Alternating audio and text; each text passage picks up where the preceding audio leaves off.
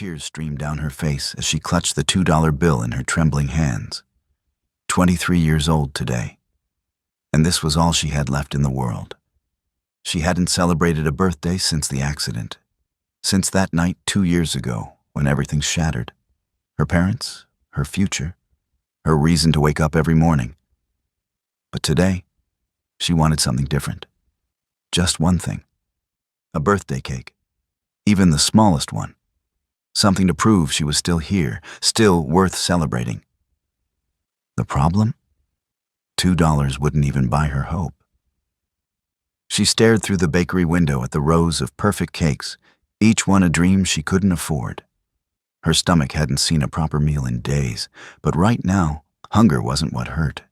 It was the loneliness, the suffocating weight of being completely invisible to the world. That's when she heard it. "Daddy, why is the beautiful lady crying?" A little girl's voice. Innocent, curious, concerned. Zelda looked up to see a man and his daughter standing there, watching her. The man had kind eyes, the kind that had known pain. And what he did next? No one saw it coming. Not Zelda, not his daughter, not anyone. What this single father did in that moment would change everything. But the real shock? That was still ahead. Before we continue, let us know in the comments section where in the world you're tuning in from. We love seeing how far our stories reach. And if this story speaks to you, don't forget to like, share, and subscribe. The man crouched down beside his daughter, his hand resting gently on her small shoulder. "I don't know, sweetheart," he said softly, his eyes meeting Zelda's for just a moment before looking away, as if he understood that sometimes grief needs privacy. But the little girl didn't look away. She stepped closer, her pink winter coat bright against the gray evening. "Are you sad because it's your birthday?" Zelda's breath caught. How could this child possibly know? She glanced down at the crumpled $2 bill in her hand, then back at the little girl's face, so open, so genuinely concerned. "How did you? You keep looking at the birthday cakes," the girl said simply. "And you're crying. That's what I do when I can't have something I really want." The man stood up, running a hand through his dark hair. He looked uncomfortable, like he wanted to walk away and spare Zelda the embarrassment of being seen like this. But something kept him there. "Alora," he said gently, "maybe we should... Can we buy her a cake, Daddy? Please?" "Sweetheart, I don't think..." "No," Zelda said quickly, wiping at her face with the back of her hand. "No, that's very kind. But I don't need..." The words tangled in her throat. She did need it. God, she needed something, anything, to make today feel less like drowning. Alora turned to her father, tugging at his coat sleeve. "Daddy, it's her birthday. Nobody should be sad on their birthday." The man, Alaric, Zelda would learn later, looked at his daughter, then at Zelda, then back at his daughter. Something shifted in his expression. A resignation, maybe, or recognition. "All right," he said quietly. "All right, Alora. We can do that." "Really?" The little girl's face lit up. "No, please." Zelda started to stand, to walk away, to disappear back into the invisible life she'd been living. But Alaric held up a hand. "It's just a cake," he said. His voice was kind but firm. "Let us do this. Please." There was something in the way he said it. Not pity, not charity. Just understanding. Like he knew what it felt like to be drowning too. Zelda's throat tightened. She nodded, unable to speak. 10 minutes later, she sat on that same bench holding a small white box. Inside was a chocolate cake with "Happy Birthday" written in delicate blue frosting. It wasn't the cheapest one in the bakery. It was one of the beautiful ones she'd been staring at through the window. Alora sat beside her, swinging her legs, watching Zelda with those impossibly kind eyes. Are you going to eat it here? I don't know. You should come to our house, Alora announced, as if it were the most obvious thing in the world. We're having spaghetti for dinner. Daddy makes really good spaghetti. You can eat your cake after.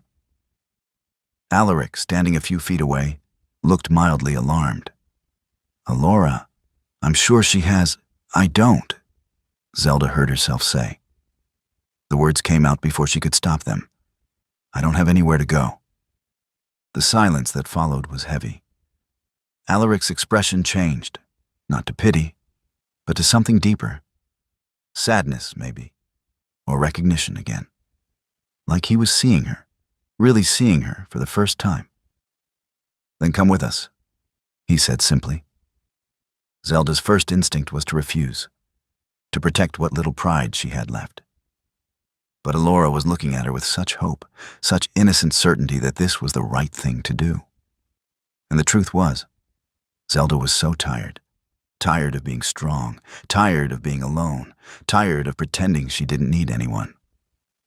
Okay, she whispered. Thank you. The drive to their house was quiet. Zelda sat in the back seat of Alaric's old pickup truck, the cake box balanced on her lap, watching the streets pass by through the window. Alora chattered from the front seat, telling her father about school, about her friend Emma, about the drawing she made in art class. Normal things, family things. Things Zelda hadn't heard in 2 years. Their home was small but warm. The kind of place that felt lived in, loved. Photos lined the hallway. Alora as a baby, birthday parties, a woman with kind eyes who Zelda assumed was Alora's mother. She noticed there were no recent photos of the woman. You can put your coat there, Alaric said, gesturing to a hook by the door. He moved into the kitchen, pulling out a pot, filling it with water. Make yourself comfortable. This won't take long. But Zelda didn't know how to make herself comfortable. She stood in the living room, hands clasped in front of her, feeling like an intruder. Alora had already disappeared down the hallway, and the sound of a door closing told Zelda she'd gone to her room. You can sit, Alaric called from the kitchen. Zelda perched on the edge of the couch, her body tense. The house smelled like cinnamon and something else. Maybe lavender. It smelled like home. Nothing like the shelters, nothing like the cold streets, nothing like the empty, echoing silence she'd grown used to. How long? Alaric's voice was soft, non-judgmental. He stood in the kitchen doorway, arms crossed, watching her carefully. How long what? How long have you been on the streets? Zelda's chest tightened. She hadn't expected him to ask so directly. 2 years, since my parents died. He nodded slowly. Didn't ask for details. Didn't push. Just nodded, like he understood that some pain was too big for words. I'm sorry. Me too. Alora came back then, breaking the heavy moment. She'd changed into pajamas, pink with little stars on them, and carried a worn teddy bear under one arm. Can Zelda see my room after dinner? If she wants to, Alaric said, returning to the kitchen. Dinner was strange, surreal even. Zelda sat at their small kitchen table, a plate of spaghetti in front of her, watching Alora twist noodles around her fork while talking about her day. Alaric ate quietly, occasionally smiling at his daughter's stories, occasionally glancing at Zelda as if to make sure she was okay. She wasn't okay, but she was here, and that was something. The first week felt like living in someone else's dream. Zelda slept on their couch, wrapped in blankets that smelled like fabric softener, a luxury she'd forgotten existed. Every morning, she woke to the sound of Alora's footsteps padding down the hallway, to the smell of coffee brewing, to Alaric's quiet movements as he got ready for work. She tried to make herself useful.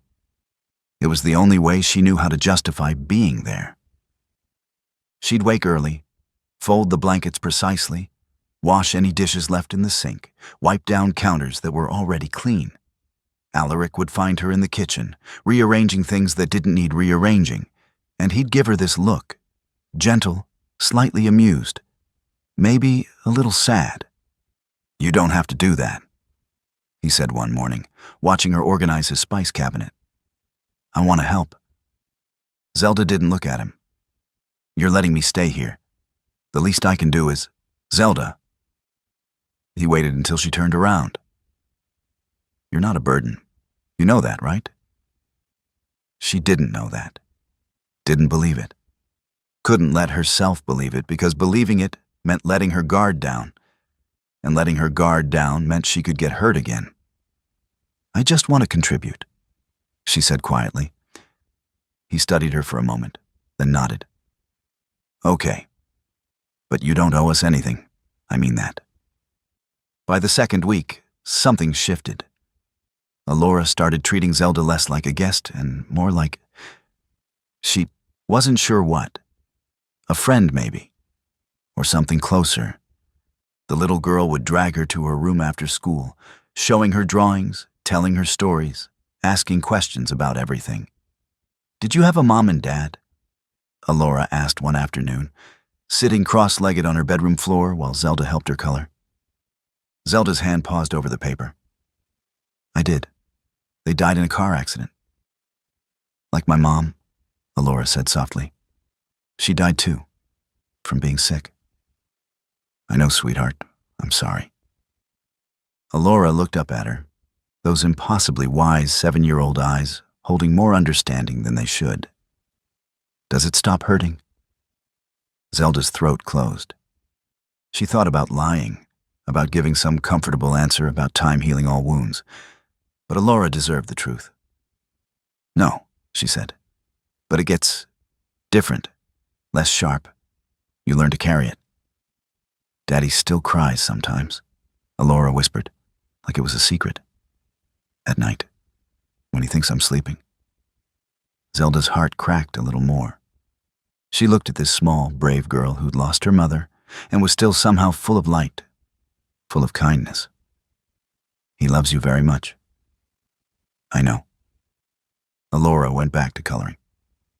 "I think he's lonely, though." "Are you lonely?" "Yes," Zelda admitted. "Very. Maybe you don't have to be anymore." That evening, after Alora went to bed, Zelda found Alaric in the kitchen, washing dishes. She picked up a towel and started drying without asking. They worked in silence for a few minutes, the only sound the running water and the clink of plates. "She talks about you," Alaric said finally. "Alora, she's asked me 3 times if you're going to stay." Zelda's hands stilled. "What did you tell her?" "That it's up to you." He handed her another plate. "But for what it's worth, I hope you do. Stay, I mean, at least until you figure things out." "I can't stay here forever, Alaric. I don't know what I need to do, but I can't just..." "Why not?" He turned off the water, facing her. "Why can't you stay? What's waiting for you out there?" Nothing. The answer was nothing. But admitting that felt like admitting defeat, like admitting she'd given up on ever having a real life again. "I'm not your responsibility," she said instead. "You're right. You're not." He leaned against the counter, arms crossed. "But Alora likes you, and honestly, it's nice having another adult around, someone who gets it." "Gets what?" "Loss." The word hung between them. Grief. Trying to keep going when everything feels impossible. Zelda set down the towel. "You seem like you're doing fine." Alaric laughed, but there was no humor in it. "I'm not. I run a failing auto shop, I barely sleep, and half the time, I don't know if I'm doing right by Alora. Caroline, my wife, she was the one who knew how to do all this, how to make a home, how to make things feel normal. I'm just trying not to screw it up." "You're not screwing it up," Zelda said softly. "Alora is amazing. You're doing something right. Maybe."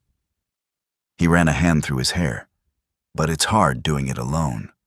So if you're worried about being a burden, don't be. You're helping more than you know. The third week, something changed in Zelda.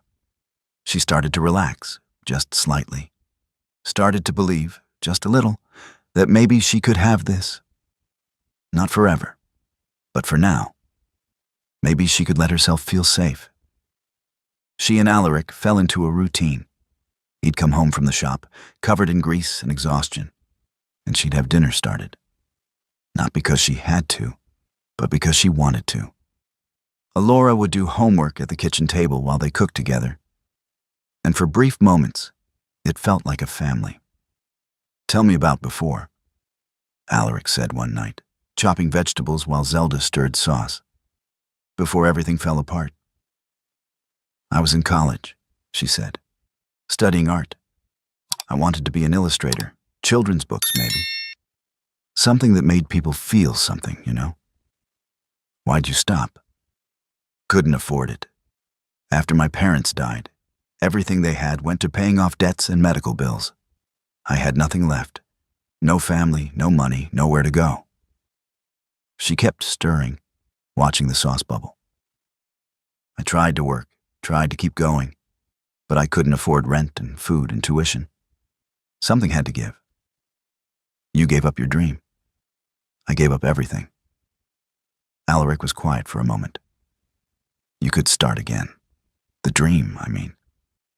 Zelda shook her head. "It's too late for that." "You're 23, Zelda. It's not too late for anything." But it felt too late.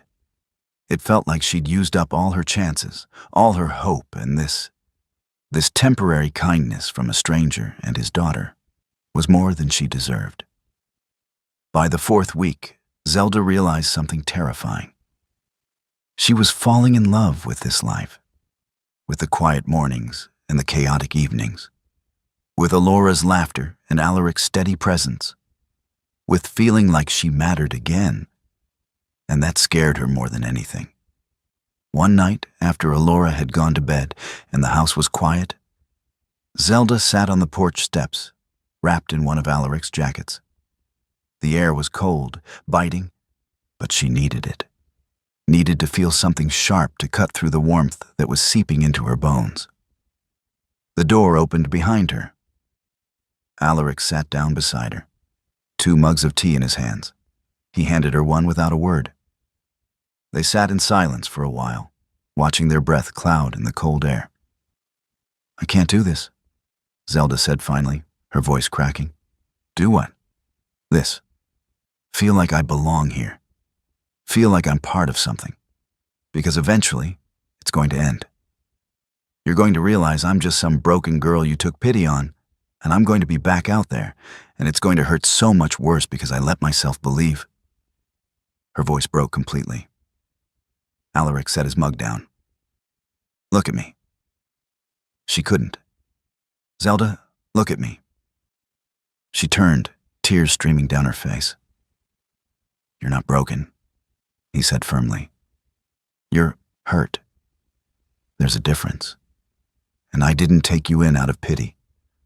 I did it because Alora saw someone who needed help. And because when I look at you, I see someone who's still fighting, still here. That takes strength I'm not sure I'd have." "I've been alone for so long," she whispered.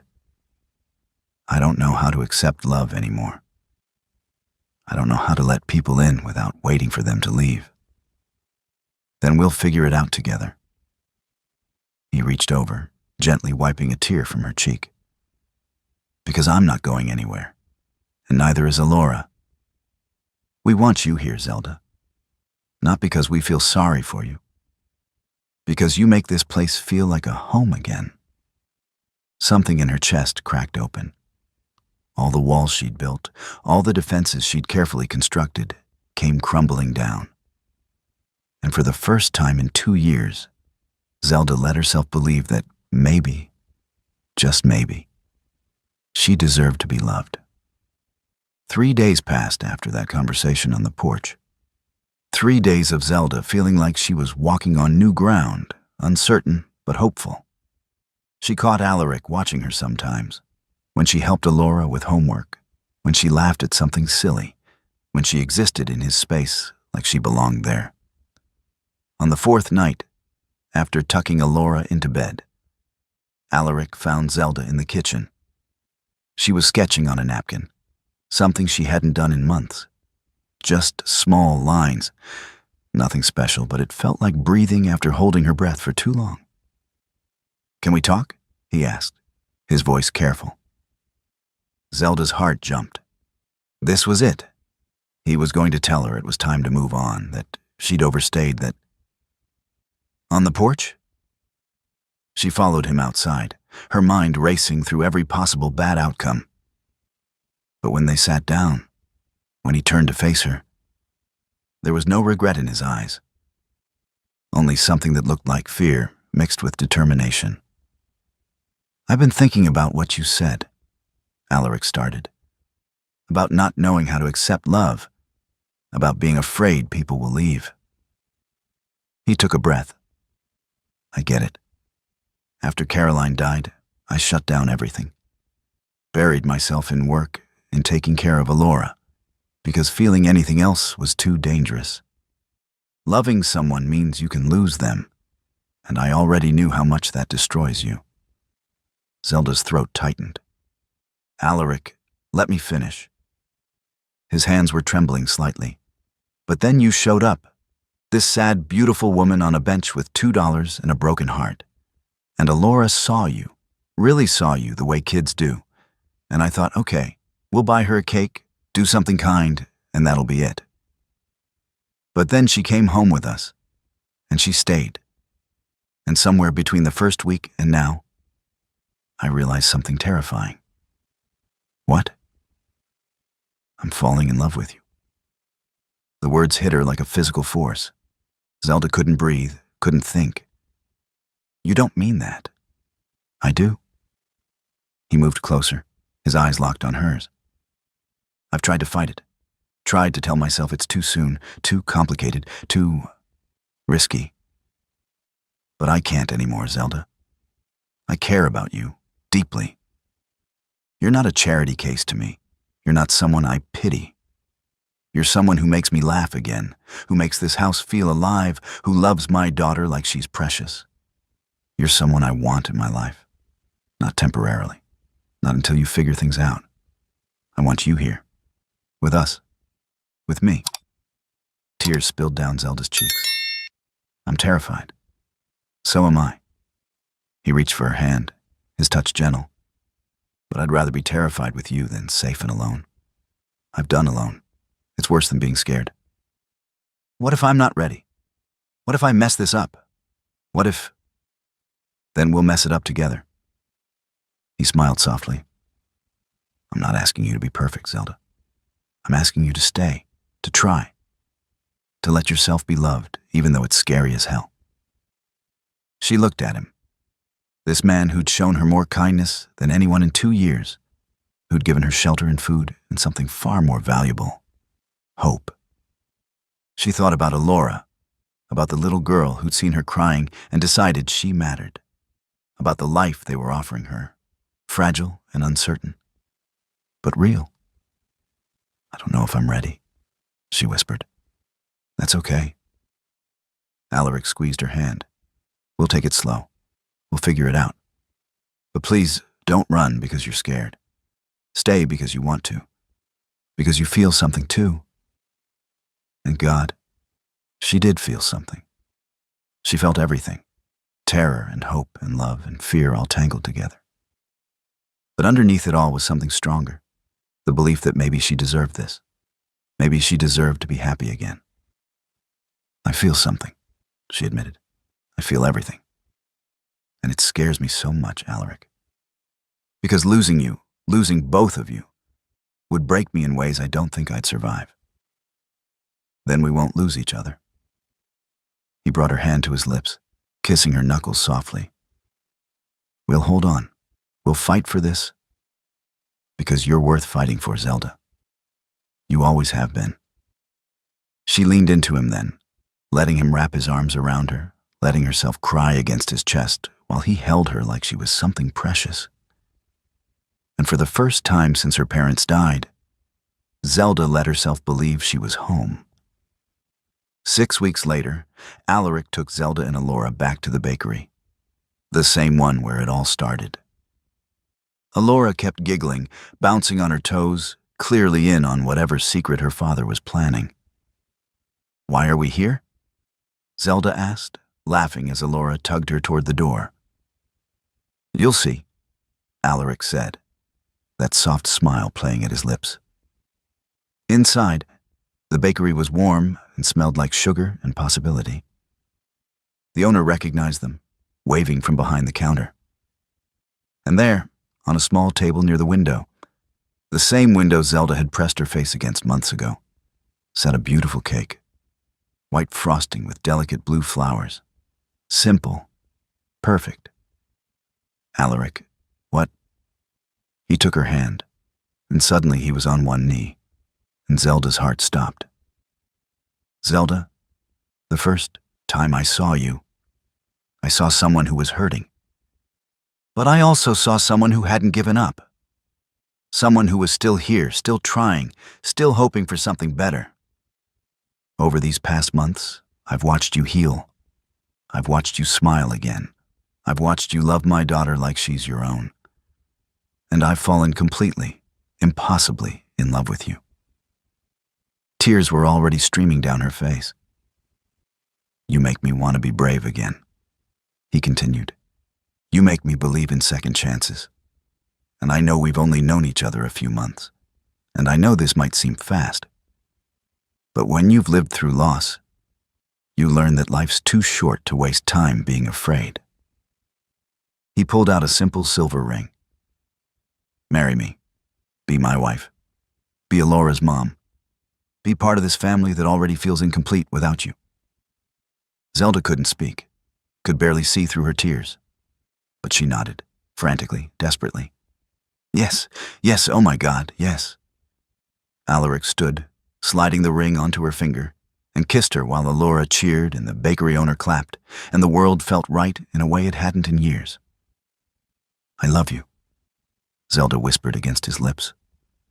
"I love you too." A year later, Zelda stood in the small art studio attached to their house, the one Alaric had built for her, the one where she taught art classes to kids from low-income families every Saturday. The walls were covered in drawings and paintings, bright splashes of color and hope. Alora sat at one of the easels, carefully painting a sunset, her tongue poking out in concentration. Through the window, Zelda could see Alaric in the yard, fixing something on his truck, grease on his hands, and a smile on his face. This was her life now. Not perfect, but real. Not easy, but full. She'd gone from having nothing, from sitting on a frozen bench with $2 and a broken heart, to having everything that mattered. She thought about that girl sometimes, the one who couldn't afford a birthday cake, the one who thought she'd never be happy again. And she wished she could go back and tell her, "Hold on. Just hold on a little longer." Because sometimes, when you least expect it, a little girl and her father walk into your life and change everything. Sometimes love finds you when you're not looking, when you're broken and lost and convinced you don't deserve it. Sometimes it comes in the form of a kind gesture, a warm home, and two people who see you, really see you, and decide you're worth keeping. Alaric came inside, wrapping his arms around her from behind. "You okay?" Zelda leaned into him, watching Alora paint, feeling the weight of the ring on her finger, breathing in the life she'd built from nothing. "I'm more than okay," she said softly. "I'm home." And she was. If this story touched your heart, if it reminded you that even in the darkest moments, hope can find you, please subscribe to Soul Story. Share this with someone who needs to hear it. Leave a comment telling us what spoke to you. Because stories like these, they matter. And your support helps us keep telling them. Thank you for being here. Thank you for listening. And remember, You're never as alone as you think you are.